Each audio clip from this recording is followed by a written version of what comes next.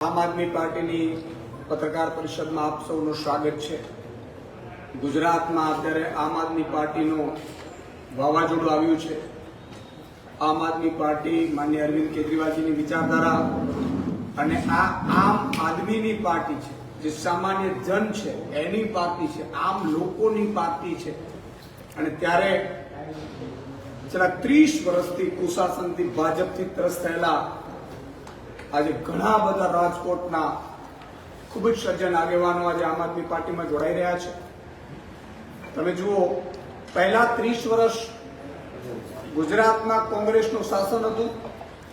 કોંગ્રેસથી લોકો ત્રાહિમામ પોકારી ગયા, કોંગ્રેસથી થાક્યા, પછી એમણે ભાજપને ચૂંટ્યું।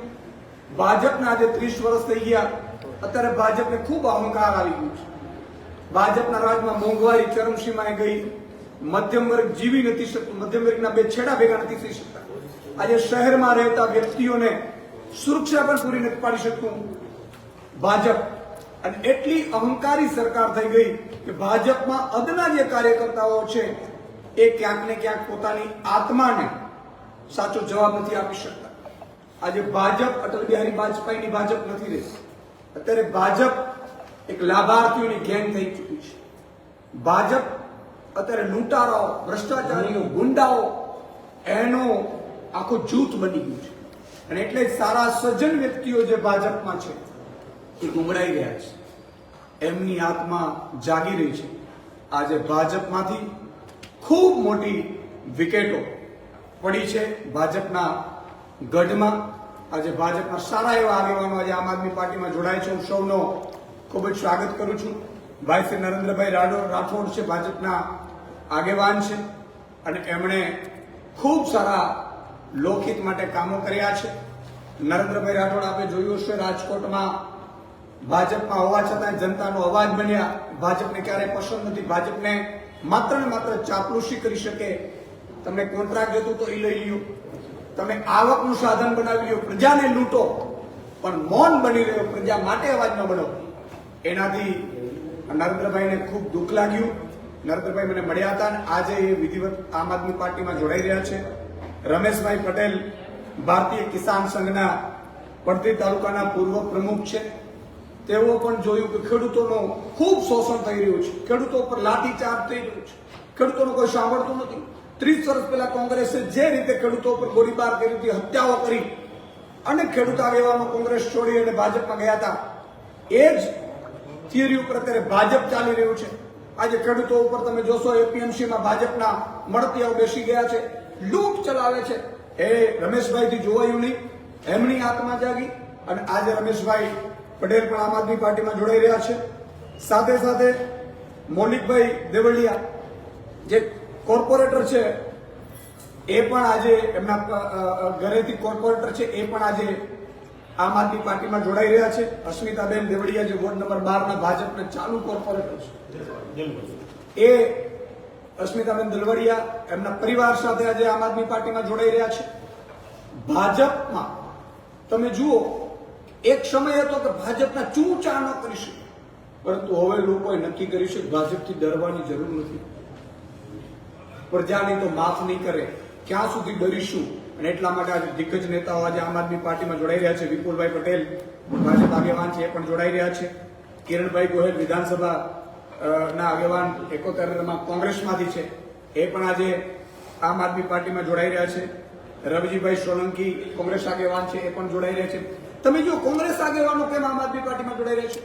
જે રીતે કોંગ્રેસે ભાજપના કહેવાથી વિસાવદરમાં ઉમેદવાર ઉભો રાખ્યો, એટલે અદના જે કોંગ્રેસના કાર્યકર્તાઓ હતા એમને ખબર પડી ગઈ કે આ તો ભાજપના ઈશારે કોંગ્રેસ ચાલે છે। એટલે ઘણા નીચેના લોકો કોંગ્રેસથી વિખૂટા થયા। કોંગ્રેસની જે નેતાઓની જે મિલીભગત છે કે આ તો ધંધાર્થી નેતાઓ છે, ને ધંધો બચાવવા ભાજપના ઈશારે આ લોકો ઉમેદવાર ઉભા રાખે છે। સાથે સાથે આપણે હમણાં જોયું હશે, આપણે હળદરમાં જે થયું એમાં કોંગ્રેસે ભાજપના કહેવાથી ત્યાં સભા કરી અને ભાજપ ઉપર હુમલા ન કર્યા। એને કોને ઉપર હુમલા કર્યા? ખેડૂતો ઉપર હુમલા કર્યા, આમ આદમી પાર્ટી ઉપર હુમલા કર્યા। એમણે એવું કીધું કે આમ આદમી પાર્ટી ખેડૂતો નાટક છે, કે જે જેલમાં જવાના નાટક કરે છે। તમારા એક કોઈને મોકલો એમ પ્રદેશ અધ્યક્ષને જેલમાં, ખબર પડે તમને? અને એટલે આ કોંગ્રેસના આગેવાનોને લાગી આવ્યું, એમણે દુઃખ થયું, એમણે નક્કી કર્યું કે આ જ ભાજપની બી ટીમ તરીકે 30 વર્ષથી કામ કરે છે, ધંધાર્થીઓ છે, મોટી મોટી કંપનીઓમાં ધંધાર્થીઓ છે, મોટા મોટા કોન્ટ્રાક્ટરો છે, ભાજપ કોંગ્રેસના મળતિયાઓ ભેગા કરી કરે છે. અને એમણે અમારા ઉપર, આમ આદમી પાર્ટી ઉપર વિશ્વાસ આવ્યો, અમારા જેવા યુવા નેતાઓ પર વિશ્વાસ આવ્યો કે આ લોકો મરી જશે પરંતુ ક્યારેય ભાજપના દલાલ નહીં બને, ભાજપના ધંધાર્થીના લાભ નહીં બને. એટલે કોંગ્રેસના આગેવાનો પણ જોડાઈ રહ્યા છે. લવજીભાઈ મેઘાણી ભાજપના આગેવાન છે, એ પણ જોડાઈ રહ્યા છે. કેતનભાઈ રાઠોડ ભાજપ આગેવાન છે, એ પણ આજે જોડાઈ રહ્યા છે. નરેશભાઈ જાદવ ભાજપ આગેવાન છે, એ પણ આજે આમ આદમી પાર્ટીમાં જોડાઈ રહ્યા છે.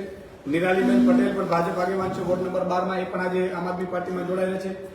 દિનેશભાઈ પટેલ ભાજપ વોર્ડ નંબર 11 ના આગેવાન છે. ખોડાભાઈ સોલંકી કોટડા સાંગાણી તાલુકા ભાજપના તાલુકા પંચાયતના સભ્ય છે પૂર્વ, એ પણ આજે આમ આદમી પાર્ટીમાં જોડાઈ રહ્યા છે. ભીખાભાઈ મેઘાણી પૂર્વ સરપંચ છે મોટા મુવાના, એ પણ આજે આમ આદમી પાર્ટીમાં જોડાય છે. ભીખાભાઈ ક્યારે કેશુબાપા વખતે રાજનીતિમાં આવ્યા હતા, પછી ભીખાભાઈ ક્યારે રાજનીતિ કરી નથી, પણ એમણે એવું લાગ્યું કે હવે ભાજપને કાઢવા માટે આવવું પડશે, એટલે એ પણ આજે આમ આદમી પાર્ટીમાં જોડાઈ રહ્યા છે. દામજીભાઈ મેઘાણી કોંગ્રેસના આગેવાન છે, એ પણ આજે આમ આદમી પાર્ટીમાં જોડાઈ રહ્યા છે. સંજયભાઈ વાઘેલા ભાજપ આગેવાન છે, એ પણ આજે આમ આદમી પાર્ટીમાં જોડાઈ રહ્યા છે. શૈલેષભાઈ ગોયલ પણ ભાજપ આગેવાન છે, આમ આદમી પાર્ટીમાં જોડાયા છે. આ બધા આગેવાનો એવા છે જેમની પાછળ હજારો કાર્યકર્તાઓ છે. આજે પ્રેસ કોન્ફરન્સ રાખવાનો એટલા માટે ઉદ્દેશ્ય છે કે આ તો બધા લીડરો છે, આમની પાછળ હજારો ભાજપ અને કોંગ્રેસના કાર્યકર્તાઓ છે.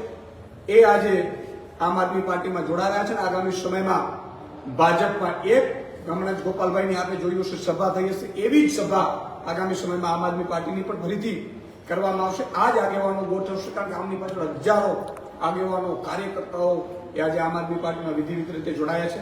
હું એમને સૌને આવકારું છું અને એક જ લક્ષ્ય છે, હું સૌને રાજકોટ વાસીઓને પણ કહું છું કે ઉદ્યોગપતિની પાર્ટીને મત આપવો હોય, તમને એમ લાગતું ભાજપના નેતાઓના દીકરાનો વિકાસ થાય એને મત આપવો હોય તો તમે ભાજપને આપો.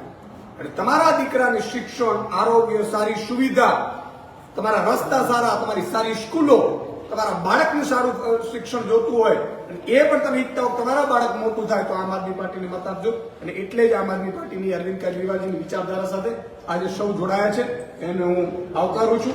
ખેસ પહેરીને હું એમને આવકારીશ.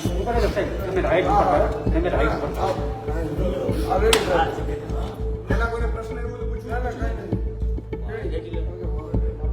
આવી જાઓ.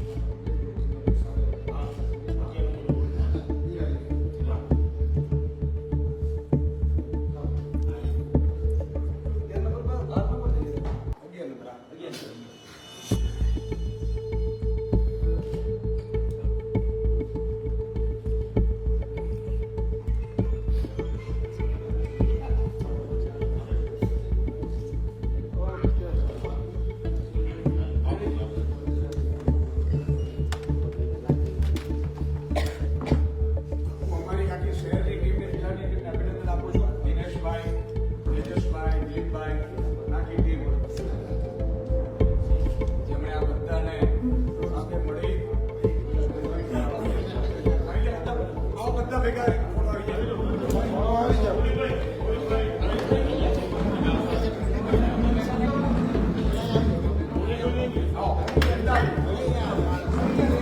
પાછળ આવતો નહીં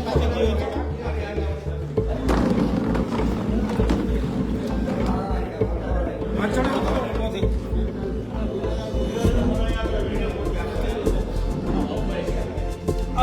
લાઈટ ના બંધ કરીને કામ મીટર વાળા